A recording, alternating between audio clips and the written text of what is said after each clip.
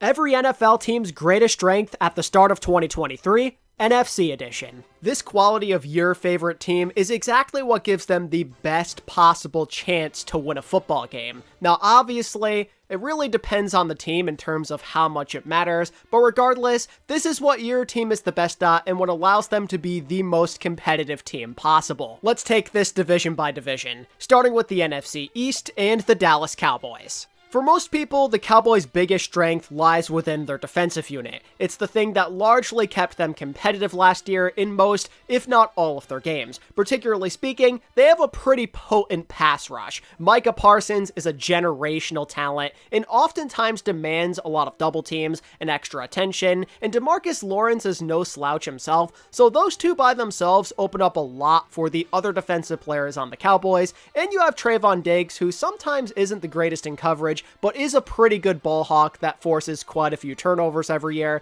and that's pretty pivotal for the Cowboys' success right now. Dak, who's just coming off an off season, we really don't know how he's going to do. He needs as many chances as humanly possible to get back on the right track, and the defense is going to be the ones that are largely responsible for it, keeping the other offense off the field and giving Dak those chances to re-find his groove. Everything goes through that Cowboys defense. It is their strength, that's where their stars are, and they need them to show up.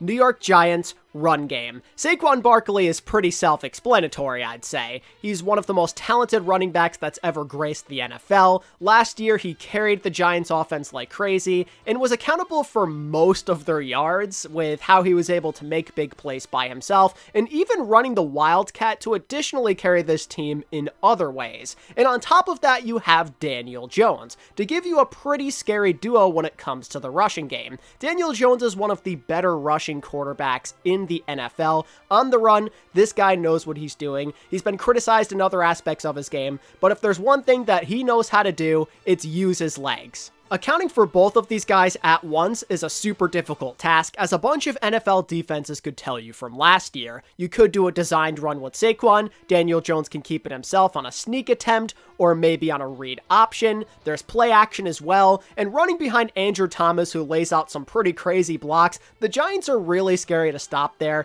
It is a big reason why their offense is so successful, and they're going to need that to continue if they want to make another push to the playoffs. Philadelphia Eagles offensive line. With the Eagles, you can pretty much go in most directions. They have arguably the most talented roster in the league. You could go with their pass rush, their defensive line even on its own, their receiving core, literally so many different places. But in my opinion, a lot of their success lies behind that O-line and what they're able to carve out for the rest of the offense. We talk about the clutchness of Hurts in the run game, but all of that starts with their offensive line, which is arguably the best in the NFL. Their pass blocking isn't god tier, but where the strength really lies and what made the Eagles so terrifying last year is how good they were with run blocking. The Eagles were a top 5 team in rushing yards last year, and by a country mile, the leader in rushing touchdowns at a grand total of 32. The holes for Miles Sanders, out of this world. 1,200 yards rushing, almost 5 yards per carry.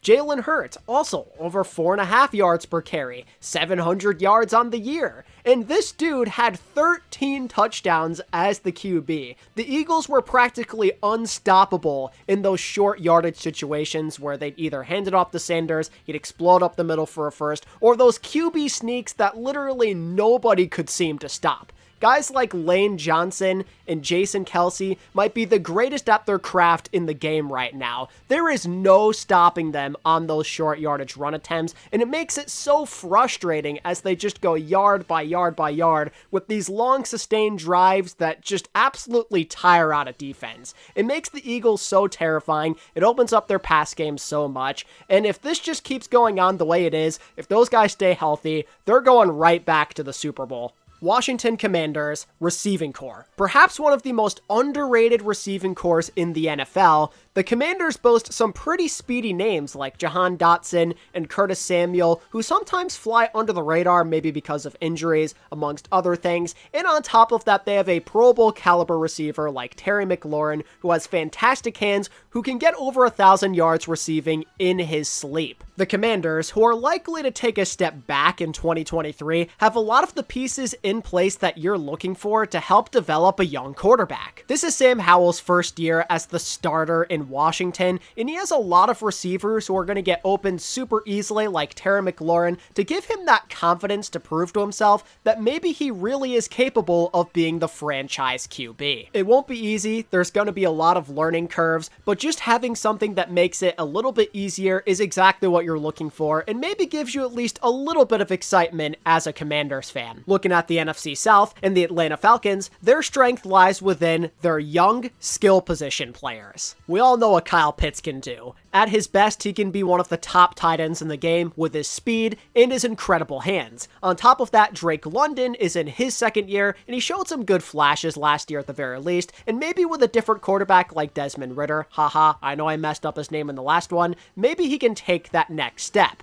And on top of that, they just drafted a super talented running back. Robinson is regarded very highly already, and he just might be one of the better running backs in the league right from the start on day one. This is the type of trio that you're looking for. All super young, all with high potential in their physical peaks. If they figure it out with their quarterback situation, this could be a solid team for years to come. Right now, it might only be flashes, but it's only a matter of time if they can get the right QB there. Whether it be Desmond Ridder, haha, I know I messed up his name in the last video, or maybe someone else who comes through free agency. If they get that down, this team might take a huge jump and finally return to form for the first time since that Super Bowl L. Carolina Panthers, veterans. The Panthers have some pretty exciting young talent, such as at the quarterback position, of course, but where their real power lies, at least for now, is with the veterans that are there to lead the way with their talents and experience to get this team back up to speed and help get this rebuild in the right direction. Adam Thielen, great hands guy, has been in the league for 10 plus years at this point, great in the red zone. Miles Sanders, like I just said before, is coming off a year, over 1,200 yards rushing, very proven running back who's been doing it for a while.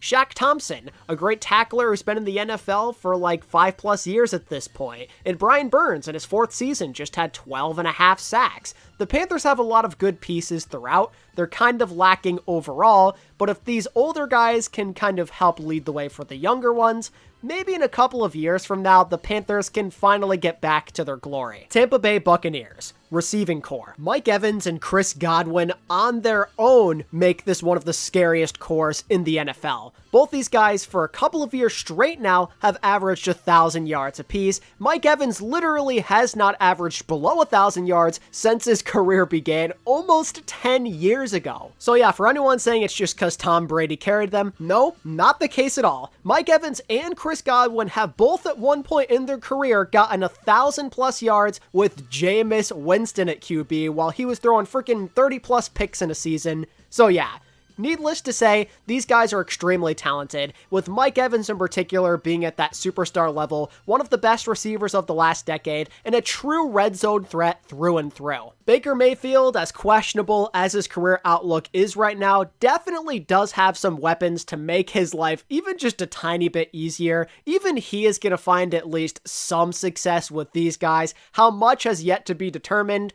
but Buccaneers should have a chance to still be a pretty solid offense thanks to these two guys alone. New Orleans Saints, reliable defense. The Saints are actually one of the most well-balanced teams in the league. There's nothing that they truly stand out on as one of the best per se, but they're really good in a lot of categories, and this includes their defensive unit. The Saints have got some real studs on that defense, and a lot of it starts with Cameron Jordan, one of the best pass rushers over the last decade, amassing over 100 sacks in his career, and is one of the solid run stoppers as well. Then you have Marshawn Lattimore, a premier cornerback who, when healthy, is one of the best shutdown guys in the game. And lastly, in my opinion, maybe the most underappreciated player of all, Demario Davis, who sometimes goes underlooked despite being an all-pro linebacker at the last 4 years. And don't forget the Honey Badger to further complete that secondary. It's his second year over in New Orleans, and he's already making a world of a difference over there. The Saints have some really nice guys who can make some huge plays when they matter and help get that offense back on the field and hopefully let Derek Carr do his thing. You gotta like where the Saints defense is at. It's maybe not the best in the league, but certainly reliable and one that you definitely have to watch out for. NFC West. Starting with the 49ers, their biggest strength is their star power. firepower. Much like the Falcons, but to a much greater extent, their skill position players are arguably the best in the league at their positions, if not one of the best. George Kittle may be the second best tight end in football. When healthy, Christian McCaffrey is a workhorse and maybe the best running back in football. And Deebo Samuel, while maybe not the most elite receiver in the game, is easily one of the most versatile. Oh, and let's not forget about Trent Williams. He deserves a major shout out as well, as arguably the best left tackle in football and one of the most dominant forces in all of the business. And on the defensive end, it's maybe even more terrifying, as that unit is maybe the best in the entire NFL. Nick Bosa, just coming off Defensive Player of the Year, one of the most dynamic talents in the game at his position. You got Fred Warner, Dre Greenlaw. It's a really scary group. They have so many guys who can be that person who takes over in the clutch and is a real leader, and it's one of the biggest reasons why the 49ers are one of the best teams in football. Seattle Seahawks receiving core. I mean, oh man, when your third best receiver is a high premier talent that you drafted in the first round, it goes without saying that you're in a pretty damn good spot. They are letting Geno cook. Tyler Lockett is a machine as a 4-straight-year 1,000-yard receiver, and needless to say, DK Metcalf is one of the fastest players in the game. Those two alone last year were enough to make any defense cringe in fear. But now you add in a new stud like Jackson Smith and Jigba, and it makes you wonder who the heck's gonna cover all these guys. Now, we do know that Smith may not be playing right away. He did recently sustain a wrist injury, but the talent is there, the potential is there. He's been burning people in preseason already, so if he remains healthy and the other Seahawks guys continue to do their thing, their offense may be one of the best in football. Arizona Cardinals, Budda Baker. Yeah, we kind of have to nitpick with the Cardinals. They're deprived with talent at this point. They're clearly going through a rebuild process, and we have no idea when Kyler Murray is going to return from injury, let alone if he'll ever be the same player again. They're pretty lacking from all over the field with a lot of unknown names, and most of their known names they've already traded away for a bag of chips, but one guy that is still there, at least for now, is Budda Baker, who at his best, when he's healthy, is an all-pro level safety. And since he's pretty much the only guy that can even reach that all-pro level on this roster currently, it goes without saying that he is one of the main playmakers, and he'll be one of the main contributors if he stays on the team in terms of this team having any kind of success, which mind you won't be much, but if they're going to win some games, a lot of it will probably revolve around him flying all over the field, getting his 80+ tackles like we've seen, and forcing some turnovers. It's pretty much him or bust at this point, Cardinals fans, so prayers out for y'all. LA Rams, top playmaker on both sides of the ball. At this point, the Rams have sold their souls to the devil.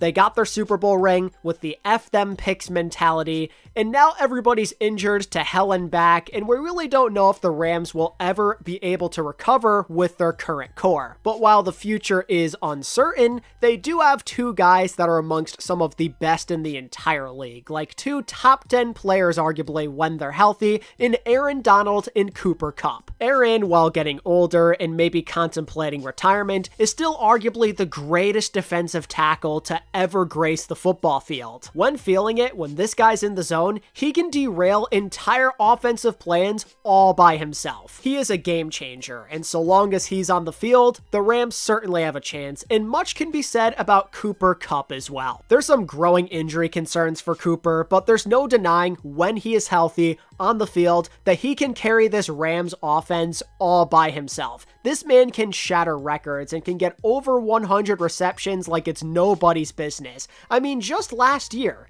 in 9 games, so about half the season, he caught 75 balls. His route running is so damn precise. Him and Aaron completely take over on their sides of the field, and so long as the Rams can stay somewhat healthy and Matt Stafford can maybe stay out there, they'll have a chance to be competitive. You're not really considering them to be true contenders this year, but they'll always make you work for the wins if they can stay healthy. And finally, NFC North, where I'm going to start things off with the Detroit Lions and their biggest strength, their explosive offense. The Lions went 9-8 last year and narrowly missed the playoffs with a Swiss cheese-like defense, but something that always kept them in every game and made them prone to multiple upsets throughout the year was that offense and their ability to put up points at will. Because they missed the playoffs and didn't quite have that top-tier level of relevance, some people are quick to forget that they were top-tier across every offensive metric. I mean, in just about all of these categories, they are comparable to the likes of the Eagles, Chiefs, and Bills.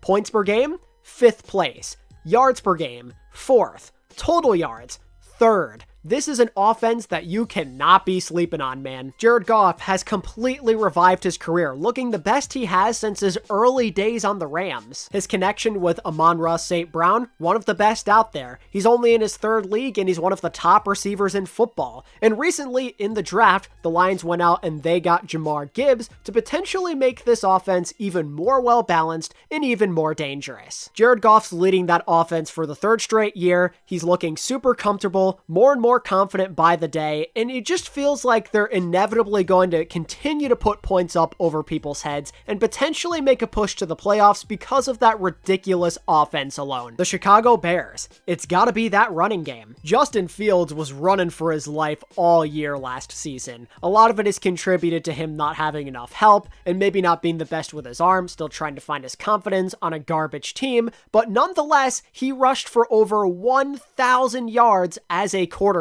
Some people don't recognize it because, the Bears were terrible, but Justin Fields was less than 100 yards away from breaking Lamar Jackson's rushing yard record in a season for a quarterback. That is how game-changing he is with his legs. He's not afraid to run over people. He's got insane speed for his size. And if he can develop his arm and maybe a good connection with DJ Moore, it'll only be more difficult to account for his legs as you're also trying to stop the passing game. He'll become a really strong two-way player, for a lack of better words, and this isn't even counting their other running backs on the team. They don't have any stars per se, but as shown by some of the previous champions, sometimes all you really need is backs by committee, and that's something the Bears certainly have. Both Khalil Herbert and Deontay Foreman had 700 plus rushing yards last year. They're both very serviceable backs, and then combined with Justin Fields could lead to an even better rushing attack than we saw last year, and I need not remind any of you that they led the league in rushing by a pretty good margin with over 3,000 yards on the ground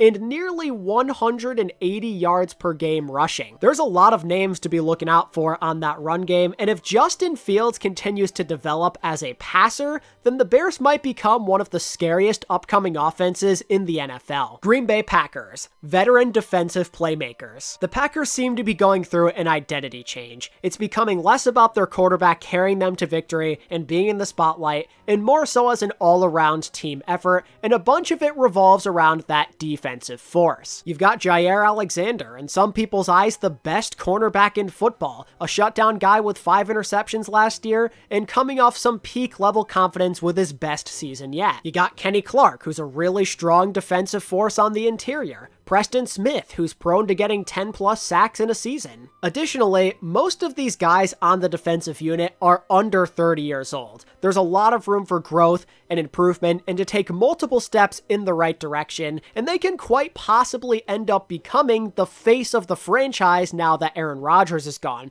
There's a real opportunity for them to back up their guy Jordan Love and do some crazy things this year. Minnesota Vikings, pass game. No-brainer here, right? They got freaking Justin Jefferson, the best receiver in football. I mean, he led the league in receptions, receiving yards, and yards per game, and was a part of the MVP conversation. Dude is literally unguardable, and there's no reason why he shouldn't be in that MVP conversation yet again this year as someone who can carry that Vikings offense all by himself. But now you add in Jordan Addison, who they just drafted, one of the best wide receivers out there in the class, and if he can stay out of trouble, him and Justin Jefferson might just take the league by storm. And of course, we can't forget about TJ Hawkinson, a top-tier tight end and one of the best red zone threats out there. This Vikings pass game is prone to do some nasty things. They can easily win shootouts and put up points at will, and if their defense can even improve just a little bit, they just might start blowing out some opponents with how crazy that pass game goes. And that does it for the NFC teams. Let me know your thoughts on my list down in the comments below and what you'd change if you have any different opinions. And make sure to like the video and subscribe for more NFL content. I'll be doing the AFC version of this video very soon. If not, if it's already come out, you'll see it in the end card now. Thank you all for watching, and I'll catch you in the next one.